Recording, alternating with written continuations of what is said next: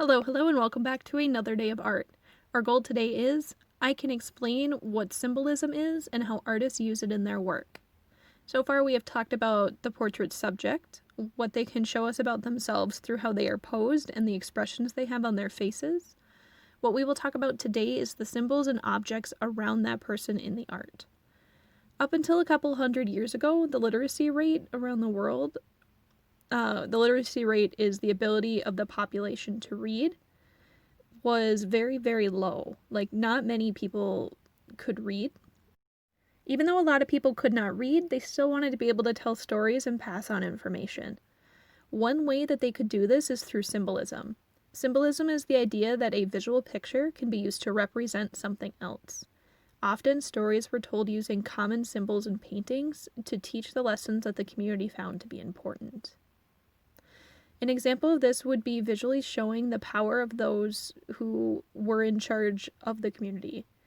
Common objects in these portraits could be fruit, or jewels, or fur. The fruit was because fruit was a luxury to have because they didn't always grow in certain areas, and the transport options back then were pretty much a boat. And so it could take a really long time, and often the fruit would have spoiled before it got there. So to be able to get fruit really quickly would require more money, so only the rich could really get different fruits. The use of fur and jewels is also a symbol of wealth because they could afford these objects. Both of these materials were really hard and they took time to create, and so you would have to pay more to get them. So again, that's why the wealthy would have these objects. Another important symbol in art was color. So reds and purples were actually very hard to make at one point in history, and so only the ruling classes were allowed to wear it. So it became a symbol of wealth and power to be painted in reds and purples. Likewise, the neutral colors like whites and tans, browns, and yellows were more so for the common folk or the working class because you didn't really have to dye it, and you didn't have to change the color from what it naturally was. And also, their clothes would often get dirty, so they wouldn't spend a lot on clothes because it was going to get dirty anyway. Another thing that you could also show was your values through the companions that you had in your portraits. It might be a family portrait where every relative was included to show you as a united group, or you could show your loyalty with a dog, as dogs were symbols of being very loyal to their owners. Another example of an animal companion would be owls, and the symbolism that an owl has is that they are very wise animals, they are very smart. Aside from companions, you could also show these same values through objects in the background, such as books or a globe together, which would show worldly knowledge. Or you could also include flowers to show, like, beauty. Now, today we wouldn't use fruit to show wealth, nor would we use specific colors because they're accessible to everyone. What are things we could consider to be wealth?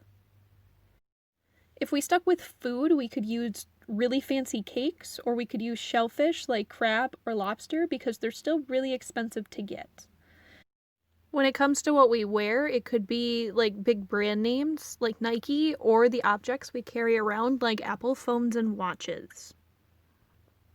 What we will be creating this week will look similar to this, where part of your face is made up of line art and the other portion is made up of symbols.